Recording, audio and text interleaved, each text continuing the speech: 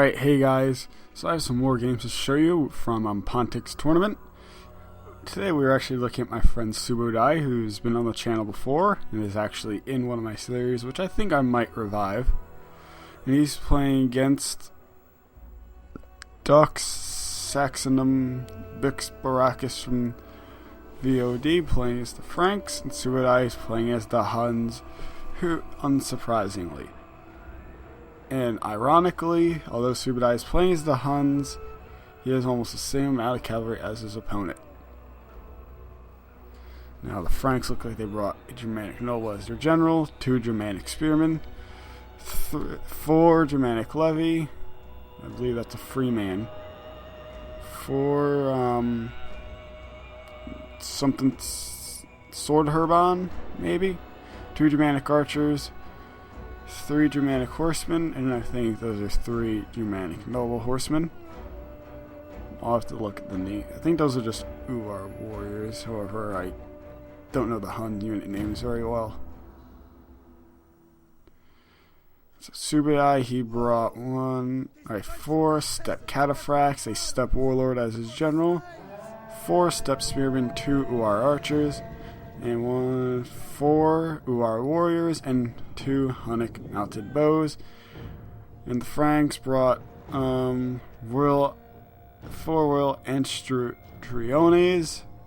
Yeah, and as I said, the noble horseman, it's Duffs. And a Bagaude.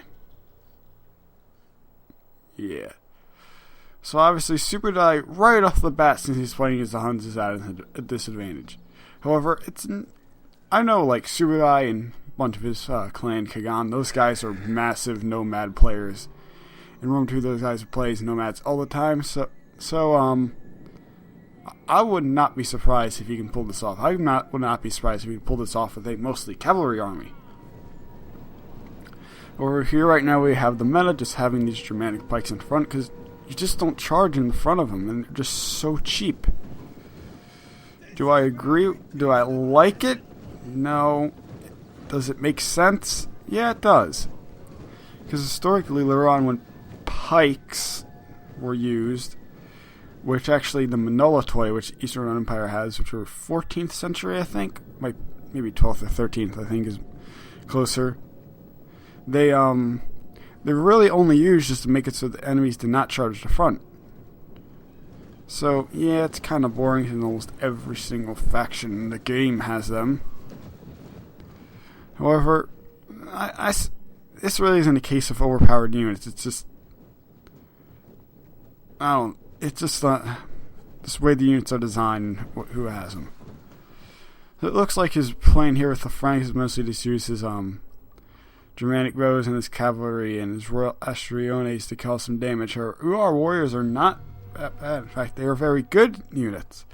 Chosen Uar warriors have 108 morale, and obviously he doesn't have any with him right now, but they can cause a lot of damage. And those steppe cataphracts are not really good cavalry units, I gotta say. Well, they're not bad, but compared to what you should be facing if you're facing the Huns, they are bad in that aspect. So we look like we really just have a bunch of skirmishing going on, and oh my god, this match goes on for 17 minutes. So or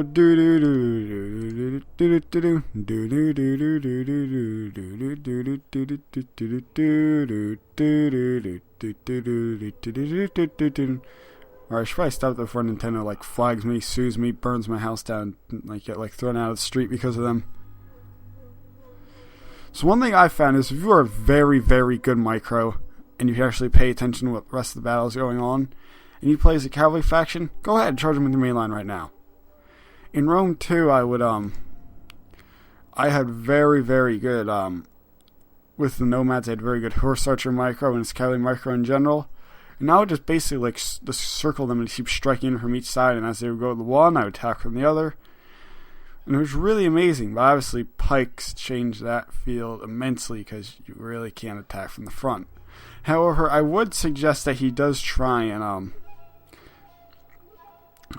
peg those pikes, because he has more archers than his opponent. And UR archers do 50 damage compared to Germanic bows 35, so we could probably cut those Germanic bows down very quickly and just have free reign on those pikes, which is taking him down is really what he's going to have to do. However, his steppe horse archers have been doing pretty good.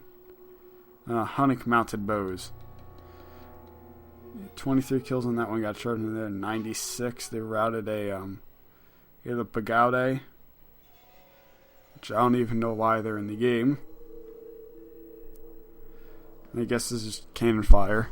Or that does mean now he's not using those arrows, and he needs to be on. Alright, he is on flaming shot.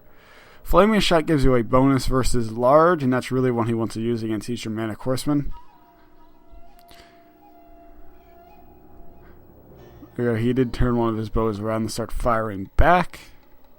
However, a lot of damage has been done to those Germanic horsemen. Although many of them may not have died, some damage has been done. Germanic spearmen over here taking some shots. You don't want to be firing to those Germanic spearmen.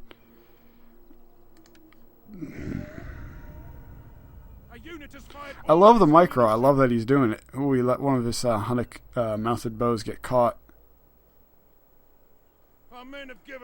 I hear a darkened dog, but it's in fact not mine, for once.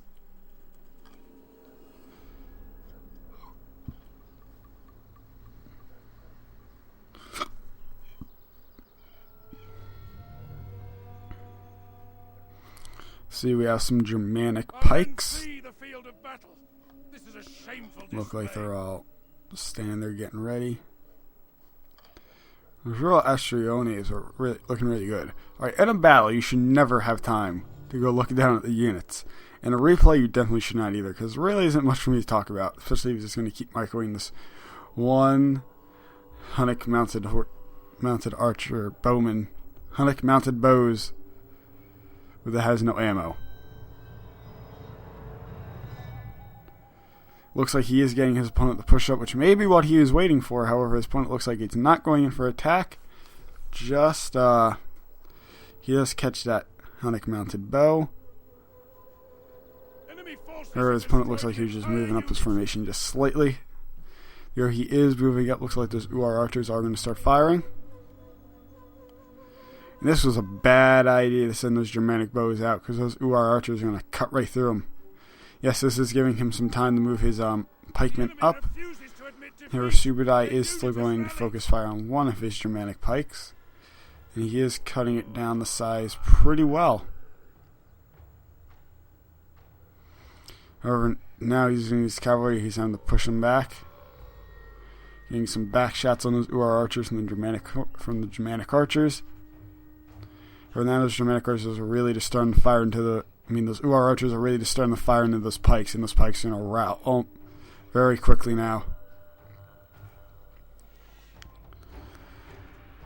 He really needs to move up his Royal Astriones now while those UR archers are not firing on his more important units. For now, he sends his steppe cataphracts, so we're getting an okay amount of kills. Some cav engagements going on there. The steppe cataphract really doesn't want to stay in there for too long. However, this other one does get a great charge. I guess I could not 3 times speed it now. These UR archers are really starting to pay for themselves.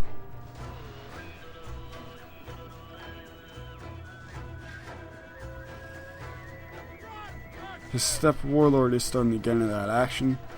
I think to tell his steppe spearmen to actually go attack someone. This is right now the only things they're attacking is some stray units next to. Looks like he didn't now tell him to go turn and go. Firing his UR archers and these Germanic horsemen who now start the rout. Big glob fight over here. His steppe warlord is winning, however, his steppe warlord is quite outnumbered, so it's not very safe for him. The steppe cataphracts do rout. They were way in that fight for far too long.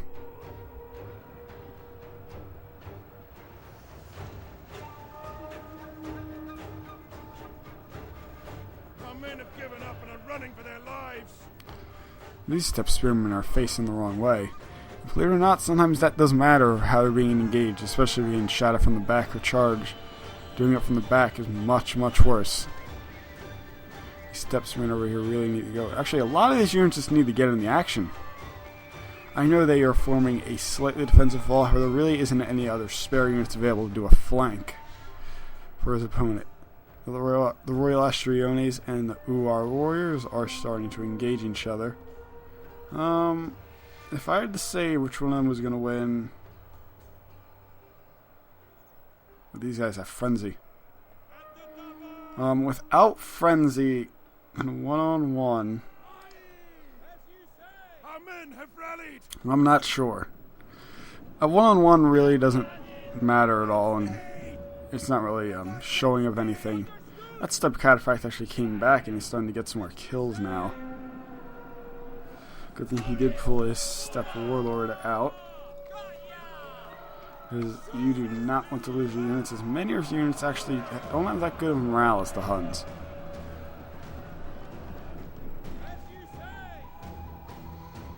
So it looks like he's just going to be able to wrap up the last few remnants here. And I'm going to speed this up. There you go, the enemy general's dead, and that is more or less going to be GG. So that is a victory as the Huns for Tsubodai. We're going to watch and have game number 2 later. Alright guys, I'll see you later. Peace!